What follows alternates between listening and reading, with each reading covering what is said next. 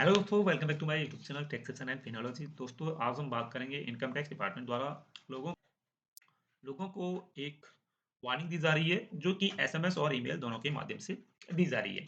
यहाँ पे मैंने इसको income tax notice under section 139 sub section 8 ये लिखा है, लेकिन ये पूरी तरह से एक नोटिस नहीं है। ये फिलहाल एक वार्निंग ही है। तो दोस्तों, देख लेते हैं क्या है। जो ईमेल मिला है, ईमेल में इस तरह से आया होगा। Attention, for the assessment year 2021-22 we have noticed that there is no valid ITR existing for your PAN। और उसके बाद दोस्तों यहाँ पे नीचे लिखा है, in this regard you may consider filing updated return of income under section 139 subsection 8A for assessment year 2021-22 and complete your tax compliances. It may kindly be noted that the last date to file updated return under section 139 subsection 8A for assessment year 2021-22 is 31st March 2024। और यहाँ पे बड़े-बड़े अक्षरों में लिखा है कि last date क्या है, 31 मार्च 2024। किसके लिए? यहाँ पे असेसमेंट ईयर भी यहाँ पे दिया हुआ है 21-22। सेम टेक्स्ट लोगों को मैसेज के माध्यम से भेजा गया है। अब दोस्तों मैं इसका आपको मतलब बता देता हूँ। इसका मतलब सिंपली यह है कि आपने इस असेसमेंट ईयर 2021-22 में आईटीआर फाइल नहीं किया है, जिसकी वजह से ये मैसेज, ईमेल और एसएमएस के माध्यम से आपको अभी एज अ वार्निंग दिया जा रहा है। अभी भी आपके पास मौका है 31 मार्च 2024 तक आप आईटीआर यू फाइल कर सकते हो अंडर सेक्शन 139 सबसेक्शन 8A। उसके बाद आपके पास कोई चांस नहीं होगा, क्योंकि आईटीआर यू फाइल करने की last date 31 March 2024 for the assessment of 2021-22 है।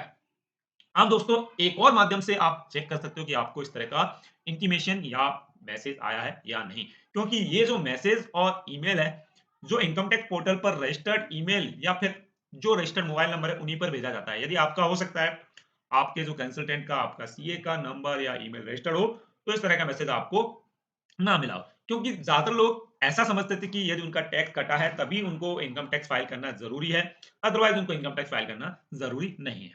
तो चलिए दोस्तों, वो मेथड भी मैं आपको बता देता हूँ। तो दोस्तों, अब हमें कैसे पता चलेगा, इसको चेक करने के लिए आपको सबसे पहले इनकम टैक्स पोर्टल पर लॉगिन कर लेना है। लॉगिन करने के बाद आपको जाना है पेंडिंग एक्शन में, और आपको यहाँ पे जाना है कंप्लायंसेस पोर्टल पर। उसके बाद आपको यहाँ पे प्रोसीड बटन पर क्लिक कर देना है। उसके बाद दोस्तों आपको यहाँ पे ई कैंपेन पर क्लिक करना है। इसके बाद दोस्तों स्क्रॉल डाउन करना है। जब हम यहाँ पे स्क्रॉल डाउन करेंगे तो आपको यहाँ पे जनरल इन्फॉर्मेशन टैब, और यहाँ पे आपका असेसमेंट ईयर, उसके बाद आपकी आपकी पैन नंबर, यहाँ पे मेल आईडी, यहाँ पे आपका एड्रेस और रजिस्टर्ड मोबाइल नंबर, सारी डिटेल्स मिल जाएंगी। उसके बाद दोस्तों यहाँ पे ई कंपेन लिस्ट के अंदर आपको यहाँ पे डिपार्टमेंट आइडेंटिफिकेशन नंबर, यहाँ पे जो आपको इंटीमेशन ऑर्डर भेजा है, जो आपको वार्निंग ऑर्डर भेजा है, उसका यहाँ पे लेटर का नंबर। तो दोस्तों, non filing of returns type क्या है, नॉन फाइलिंग ऑफ रिटर्न्स, यानी कि आपने आईटीआर फाइल नहीं किया है। और यहाँ पे ईयर भी बता दिया, असेसमेंट ईयर 2021-22 के लिए इशूड ऑन, ये जो वार्निंग ऑर्डर है या ये जो नोटिस है, ये आपको कब भेजा गया, 28 मार्च 2022 को। रिस्पांस ड्यू, आपने कुछ रिस्पांस सबमिट किया, अभी कुछ सबमिट नहीं किया है। ओवरऑल स्टेटस यहाँ पे क्या है, पेंडिंग है। अब दोस्तों यहाँ पे डिपार्टमेंट आइडेंटिफिकेशन नंबर के ऊपर क्लिक करके देख लेते हैं। तो जब हम यहाँ पे क्लिक करेंगे तो यहाँ पे हमारे को सेम, कब हमें ये नोटिस इशू हुआ, कब हमें ये वार्निंग भेजी गई, किस माध्यम से भेजी गई, ईमेल पर भेजी गई, तो यहाँ पे ईमेल आईडी शायद नहीं है अपडेट, इस वजह से ईमेल पे नहीं भेजी गई होगी, और यहाँ पे मोबाइल पर भेजी गई है, तो यहाँ पे मोबाइल नंबर जिस पर भेजी गई है वो मोबाइल नंबर यहाँ पे दिया गया है। तो आपको ये भी कंफर्म हो जाएगा, यदि आपके मोबाइल पे नहीं आया तो कौन से मोबाइल पे गया होगा। उसका दोस्तों इसको क्लोज कर देते हैं। क्लोज करने के बाद आपको यहाँ पे डिस्क्रिप्शन के नीचे जो क्लिक करना है, अब आपको नीचे स्क्रॉल डाउन करना है। नीचे स्क्रॉल डाउन करने के बाद यहाँ पे आपको रिस्पॉन्स सबमिट करने के लिए, प्रीलिमिनरी रिस्पॉन्स सबमिट करने के लिए बोला जा रहा है, तो यहाँ पे प्रोवाइड रिस्पॉन्स के ऊपर आपको क्लिक करना होगा।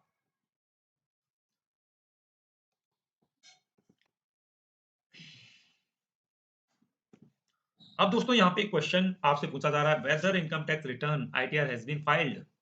अब आपसे फिर से कंफर्म किया जा रहा है कि ये नोटिस है आपको कहीं गलती से तो नहीं चला गया, ये इंटीमेशन या वार्निंग ऑर्डर आपको गलती से तो नहीं चला गया। तो यहाँ पे select your response, ITR has been filed, ITR has not been filed, या आपने फाइल किया है तो आईटीआर हैज बीन फाइल्ड, नहीं किया है तो ITR has not been filed, हो गया। अब उसके बाद दोस्तों यहाँ पे रीजन, आपको रीजन आपने आईटीआर क्यों फाइल नहीं किया, तो यहाँ पे आपके पास सुटेबल रीजन के ऑप्शंस होंगे। अब यहाँ पे तीन रीजन आ रहे हैं, return under preparation, not liable to file return of income और अदर। दोस्तों यहाँ पे यदि आप आईटीआर फाइल करने वाले हो, आईटीआर यू बिफोर 31 मार्च 2024, तो आप यहाँ पे रिटर्न अंडर प्रिपरेशन कर सकते हो। Not liable to file return of income, यदि आपकी इनकम आपको लगता है 2.5 लाख से कम है तो आप यहाँ पे इस ऑप्शन को भी सिलेक्ट कर सकते हो। अगर कोई रीजन है किसी कारणवश आपने आईटीआर फाइल नहीं किया, वो सारे ऑप्शन आप यहाँ पे सिलेक्ट करके और यहाँ पे आपको रिमार्क में आप डाल सकते हो। तो यहाँ पे मैं रिटर्न अंडर प्रिपरेशन करके यहाँ पे I will file updated ITR under section 139 8 8A, मैंने यहाँ पे अब रिस्पॉन्स मैंने सबमिट कर दिया है। उसके बाद are sure you want to submit response, यहाँ पे सबमिट पे क्लिक कर देना। अब इसको आप दिख जाएगा, इसको क्लोज कर दिया। अब नीचे स्क्रॉल डाउन करते हैं, अगेन यहाँ पे नीचे क्लिक करना, डिस्क्रिप्शन के नीचे नीचे स्क्रॉल डाउन। अब यहाँ पे प्रीलिमिनरी रिस्पॉन्स सबमिटेड दिखा रहा है, अब feedback on information on AIS pending दिखा रहा है, तो यहाँ पे प्रोवाइड फीडबैक इन एआईएस पर क्लिक करना है। अब आप नेविगेट होकर एआईएस व्यू नाउ पर नेविगेट हो जाओगे, आपने यहाँ पे ओके कर देना है। अब दोस्तों आप यहाँ पे देख रहे हो कि यहाँ पे फाइनेंशियल ईयर 2021 और यहाँ पे नाम और पैन नंबर आ जाएगा। उसके बाद यहाँ पे एनुअल इंफॉर्मेशन स्टेटमेंट। अब नीचे स्क्रॉल डाउन कर लेते हैं, तो यहाँ पे पार्ट बी में यहाँ पे दिया हुआ है ई मतलब यहाँ पे एक्सपेक्टेड, यहाँ पे फीडबैक मांग रहा है, यहाँ पे आपको फीडबैक देना होगा। तो दोस्तों यहाँ पे क्या है, इंफॉर्मेशन कैटेगरी क्या है, सैलरी। इंफॉर्मेशन क्या है, टीडीएस अंडर सेक्शन 192, यानी कि सैलरी के ऊपर टीडीएस। उसके बाद दोस्तों यहाँ पे सैलरी रिसीव्ड, कितनी सैलरी रिसीव हुई है, वो यहाँ पे 6,93,120, यानी कि जो आपकी इनकम थी वो कितनी थी, 6,93,120। इतनी इनकम होने के बावजूद भी आपने आईटीआर फाइल नहीं किया। अब दोस्तों यहाँ पे फीडबैक सबमिट करने के लिए आपको यहाँ पे एक्सपेक्टेड के ऊपर क्लिक करना है और नीचे स्क्रॉल डाउन करना है। उसके बाद दोस्तों यहाँ पे बल्क फीडबैक पर क्लिक करना है और उसके बाद यहाँ पे सभी क्वार्टर्स को चेक कर लेना है और यहाँ पे कंटिन्यू पर क्लिक करना है। कंटिन्यू पर क्लिक करने के बाद नीचे स्क्रॉल डाउन करना है और यहाँ पे फीडबैक टाइप में इंफॉर्मेशन इज करेक्ट, यदि आपको लगता है जो भी आपका सैलरी आपको क्रेडिट हुआ है, जो भी आपकी इनकम आपको रिसीव हुई है, जो ऊपर टेबल में दी गई है वो करेक्ट है, तो अब आप यहाँ पे फीडबैक इज करेक्ट। अदरवाइज आप यहाँ पे बाकी सारे ऑप्शंस को सिलेक्ट कर सकते हैं। Income is not taxable, information related to other PAN oblique year, information is duplicate including other information, information is denied. तो मेरे केसेस में यहाँ पे इन्फॉर्मेशन इज करेक्ट है। आप पर्टिकुलर ट्रांजेक्शन्स को पकड़ करके भी आप फीडबैक सबमिट कर सकते हो, तो मैं यहाँ पे इसको भी सबमिट कर रहा हूँ। उसके बाद ये भी आप एक्टिविटी हिस्ट्री में देख सकते हो, इसको क्लोज कर देना है। अब दोस्तों यहाँ तक तो बात हो गई कि किस तरह से हमें फीडबैक सबमिट करना है, किस तरह से हमें चेक करना है। अब हम जान लेते हैं कि इस तरह के जो मेल और एसएमएस है डिपार्टमेंट हमें क्यों भेज रहा है। तो दोस्तों reason behind e campaign non filers notice on email और एसएमएस। तो सबसे फर्स्ट और सबसे कॉमन रीजन है जो ज्यादातर लोगों को आता है, वो है कि gross total income about 2.5 lakh. Assessment year 2023-24 तक यदि आपकी इनकम 2.5 लाख से ज्यादा है तब आपको आईटीआर फाइल करना जरूरी हो जाता है। यही लिमिट 2024 और 25 के लिए इंक्रीज हो जाती है 3 लाख, यानी कि 3 लाख से ज्यादा इनकम होने पर आपको आईटीआर फाइल करना जरूरी हो जाता है। अब दोस्तों कई सारे लोगों को पहले डाउट रहता था कि उनका टैक्स तो टीडीएस तो डायरेक्ट हुआ नहीं है, फिर वो आईटीआर क्यों फाइल करें। तो गवर्नमेंट का जो रूल्स है उसके मुताबिक यदि आपकी इनकम 2.5 लाख से ज्यादा है तो आपको आईटीआर फाइल करना ही होगा। अब दोस्तों नेक्स्ट आ जाता है हाई वैल्यू ट्रांजेक्शन्स। तो हाई वैल्यू ट्रांजेक्शन दोस्तों आगे कवर किए हैं मैंने, जैसे क्रेडिट कार्ड ट्रांजेक्शन। किसी इंडिविजुअल के पास क्रेडिट कार्ड है और वो क्रेडिट कार्ड से उसके ट्रांजेक्शन्स इतने हैं कि जैसे कि मैंने कई सारे केसेस में देखा, डिपार्टमेंट ने उन लोगों को नोटिस भी दिए हैं कि 1 करोड़ तक के ट्रांजेक्शन उन्होंने क्रेडिट कार्ड से किए हुए हैं। सिर्फ एंट्री को रोटेट किया हुआ है उन्होंने, क्रेडिट कार्ड से पैसा वॉलेट में ट्रांसफर किया, वॉलेट से बैंक अकाउंट ट्रांसफर किया, फिर विथड्रॉल किया, फिर वापस बैंक में डिपॉजिट किया। इस तरह से उन्होंने मनी का रोटेशन किया हुआ है। जब इंडिविजुअल इतना मनी का रोटेशन कर सकता है तो उसकी कहीं ना कहीं इनकम होगी, तो उसको आईटीआर फाइल करना चाहिए था एटलीस्ट। उसने आईटीआर फाइल नहीं किया तो डिपार्टमेंट ने ऐसे केसेस में भी उनको नोटिस दे दिया। उसके बाद दोस्तों cash deposited in bank account. यदि आप निर्धारित समय सीमा से ज्यादा आप बैंक में कैश डिपॉजिट करते हो तभी भी डिपार्टमेंट आपके ऊपर ऑब्जेक्शन करेगा और आप आईटीआर फाइल कर सकते हो या फिर किसी दूसरे माध्यम से डिपार्टमेंट को बता सकते हो कि ये कैश मेरे पास कहाँ से आया, मैंने बैंक अकाउंट में क्यों डिपॉजिट किया, ऑनलाइन मैंने पैसा क्यों नहीं लिया। उसका दोस्तों interest on saving bank account. अब दोस्तों यदि आपकी इनकम चाहे वो सेविंग बैंक अकाउंट से हो, चाहे वो एफडी से इंटरेस्ट से हो, चाहे वो बिजनेस से हो, चाहे वो किसी भी सोर्स से हो, यदि आपकी इनकम है तो आपको आईटीआर फाइल करना पड़ेगा। इनकम की लिमिट मैंने आपको बता दी है। उसका दोस्तों जैसा कि मैं आपको बता चुका हूँ इंटरेस्ट ऑन एफडी, यदि आपको एफडी से भी 2.5 लाख से ज्यादा इनकम है तब भी आपको आईटीआर फाइल करना जरूरी हो जाता है। उसका दोस्तों purchase and sales of properties. यदि आप प्रॉपर्टी खरीदते हो, बेचते हो और उसमें आपको कोई कैपिटल गेन होता है तब भी आपको आईटीआर फाइल करना पड़ेगा और इसके लिए डिपार्टमेंट आपको नोटिस दे सकता है। उसके बाद दोस्तों profit and loss in shares and mutual fund. यदि आप शेयर्स खरीदते हो, बेचते हो, उसमें आपको प्रॉफिट होता है चाहे लॉस होता है तभी भी आपको आईटीआर फाइल करना जरूरी हो जाता है। उसके बाद दोस्तों यदि आप एनआरआई हो और आप इनकम अर्न करते हो, उसका दोस्तों यदि आप एनआरआई हो तभी भी आपको आईटीआर फाइल करना जरूरी हो जाता है। अब दोस्तों हम बात करते हैं कॉन्सिक्वेंसेस। यदि आप आईटीआर फाइल नहीं करते तो आपको क्या क्या प्रॉब्लम्स हो सकती है। तो सबसे फर्स्ट है दोस्तों पेनल्टीज। आपको पेनल्टीज पे करनी पड़ सकती हैं। पेनल्टीज कई तरह की होती हैं। जैसे कि लेट फाइलिंग के लिए पेनल्टीज होती है, after due date filing penalties होती है, बिलेटेड रिटर्न के लिए अलग पेनल्टीज होती है, इंटरेस्ट की पेनल्टीज अलग होती है। तो पेनल्टीज आपके केस के ऊपर डिपेंड है कि किस तरह का आपका जो केस है। दोस्तों इंटरेस्ट की जो पेनल्टीज हैं, आप बिलेटेड रिटर्न फाइल करते हो या फिर आप updated ITR under section 139 sub section 80 में करते हो तो अब आपको इंटरेस्ट की पेनल्टीज अलग अलग 234A 234B और 234C में देनी पड़ती है। डिपेंड करता है कि आप कितने समय बाद आईटीआर फाइल कर रहे हो, उसके ऊपर अलग अलग इंटरेस्ट लगता है, मंथली इंटरेस्ट। उसके बाद दोस्तों कलेक्शन ऑफ टैक्सेस। तो दोस्तों कलेक्शन ऑफ टैक्सेस भी डिपेंड करता है कि आपकी इनकम कितनी है। इनकम के ऊपर डिपार्टमेंट आपकी टोटल इनकम को असेस करेगा। असेस करने के बाद जो इनकम के मुताबिक आपसे टैक्स कलेक्ट करेगा। दोस्तों यदि आप बैंक लोन लेना चाहते हो, वीजा लेना चाहते हो या फिर अदर गवर्नमेंट बेनिफिट्स लेना चाहते हो तो आपको आईटीआर फाइल करना जरूरी है। कई सारी बैंक्स होती हैं जहां आप लोन लेने के लिए जाते हो तो आपसे वो पिछले 3 इयर्स का आईटीआर की कॉपी मांगती है। उसका दोस्तों वीजा, आप कई सारी कंट्रीज में वीजा अप्लाई करते हो तो वहां पे उनकी डिमांड होती है कि हमें आईटीआर की 3 इयर्स की कॉपी चाहिए, तो वीजा अप्लाई करने के लिए भी आईटीआर जरूरी होता है। और कई सारी गवर्नमेंट स्कीम्स का यदि आप फायदा लेना चाहते हो तभी भी आईटीआर फाइल करना जरूरी होता है।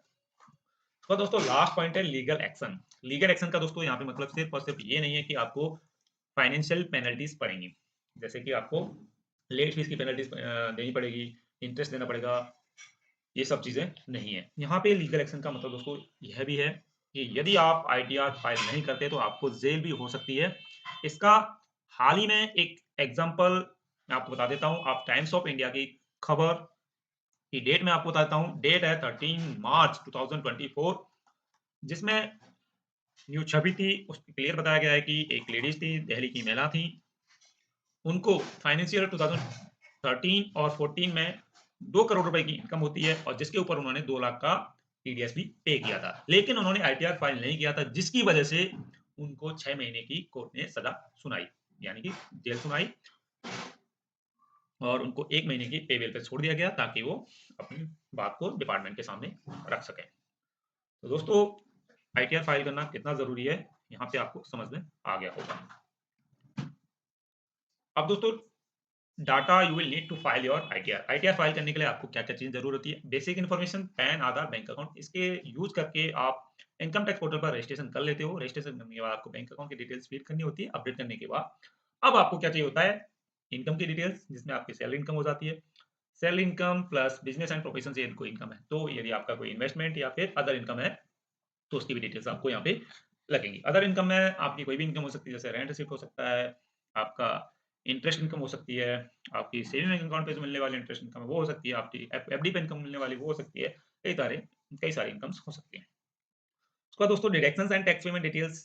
डिडक्शंस दोस्तों जो डिडक्शंस जिनके ऊपर हम अपनी सेविंग्स करते हैं, फॉर एग्जांपल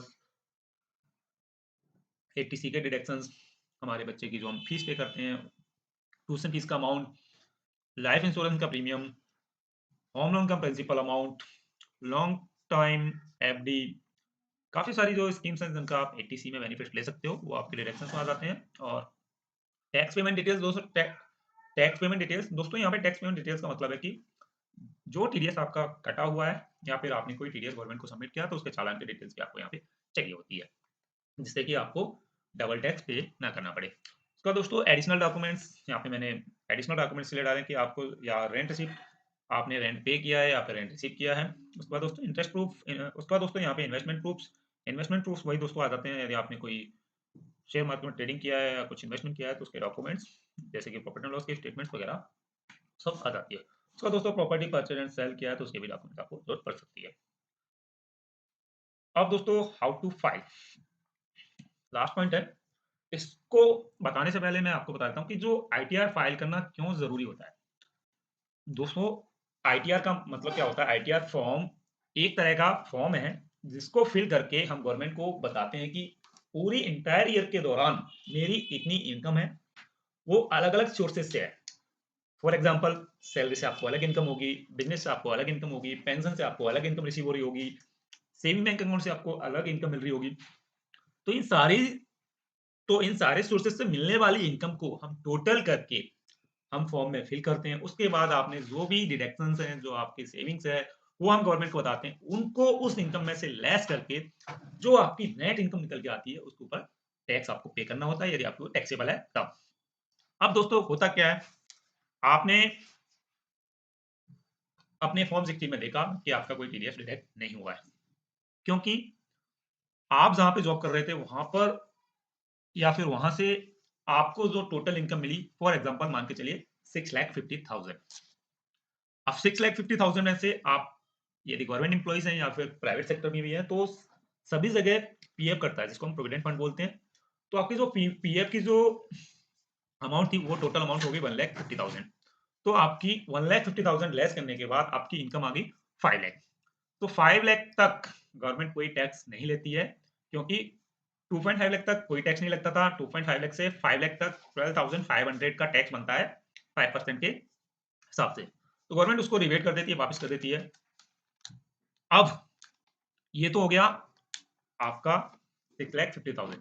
लेकिन अब हुआ क्या, आपको सेविंग बैंक अकाउंट में आपको इंटरेस्ट मिला या फिर आपको किसी अन्य सोर्स से आपकी कोई इनकम हुई, उसकी वजह से आपको 10,000 रुपए की इनकम आपकी बढ़ गई। अब सिर्फ और सिर्फ 10,000 की इनकम बढ़ने की वजह से आपकी जो टोटल इनकम हो गई 6,70,000। अब 1,50,000 आपकी सेविंग्स एटीसी की लेस करने के बाद जो हम पीएफ को लेकर चल रहे थे, आपकी जो इनकम आ गई 5,10,000। अब जो आपको रिबेट मिला था 12,500 का, वो सिर्फ और सिर्फ कब मिलता है जब आपकी इनकम नेट इनकम 5 लाख से कम होगी तब। अब यहाँ पे आपकी इनकम कितनी है, 5 लाख से ज्यादा है, तो आपको यहाँ पे रिबेट नहीं मिलने वाला, जिसकी वजह से आपको 12,500 प्लस 10,000 पे जो टैक्स है वो आपको देना पड़ेगा। तो इस तरह से आईटीआर फाइल करना जरूरी हो जाता है। दूसरा दोस्तों, जो आपका जो पीएफ डिडक्ट हो रहा है वो आपको पता है, डिपार्टमेंट को नहीं पता है। डिपार्टमेंट को आपको बताओगे जब आप आईटीआर फाइल करोगे, तब इनकम टैक्स डिपार्टमेंट को पता चलेगा कि आपका पीएफ भी डिडक्ट हुआ था। इसमें से टोटल आपकी इनकम ये थी, आपका पीएफ डिडक्ट होने के बाद, आपकी सेविंग लेस होने के बाद, एटीसी के डिडक्शंस के बाद आपका इतना अमाउंट रह गया। अब हम आईटीआर फाइल कैसे करेंगे? तो दोस्तों ITR you, updated ITR you कब फाइल कर सकते हैं, लास्ट डेट क्या है पिछले 3 इयर्स का, मैं आपको टेबल में दे दूंगा, आप उसको देख लेना। तो लास्ट डेट क्या है वो मैं आपको उसमें बता दूंगा। अब दोस्तों आईटीआर फाइल करने के लिए जरूरी क्या हो जाता है, सबसे पहले आपको आपकी डिटेल्स कलेक्ट करना है उस ईयर की जिसके लिए आप आईटीआर फाइल करने जा रहे हो। उसके बाद दोस्तों आपको यदि नॉलेज नहीं है तो आपने किसी कंसल्टेंट की सलाह लेनी है या फिर सीए की सलाह लेनी है और उसी से अपना आईटीआर फाइल करवाना है। आईटीआर फाइल करने के लिए, आईटीआर यू फाइल करने के लिए आप मोबाइल से फाइल नहीं कर सकते, आपको लैपटॉप या फिर पीसी की जरूरत होगी। आप उसके माध्यम से आप आईटीआर यू फाइल कर सकते हो, क्योंकि ये मैनुअली फाइल होता है, ऑनलाइन फाइल नहीं होता, एक्सेल में फाइल होता है, ध्यान में। अब दोस्तों आईटीआर यू कैसे फाइल होगा और आपको किन चीजों को ध्यान में रखना होगा, तो दोस्तों मैं यहाँ पे आपको बता दूं। आईटीआर यू सबसे पहले तो आईटीआर को फाइल करने से पहले आपको किसी फाइनेंशियल एडवाइजर की, किसी कंसल्टेंट की, किसी सीए की सलाह ज़रूर लेनी है। उसके बाद दोस्तों जो एक्सपर्ट्स हैं आप उन्हीं से काम कराएँ। यदि आपको नॉलेज है तो आप खुद भी कर सकते हैं।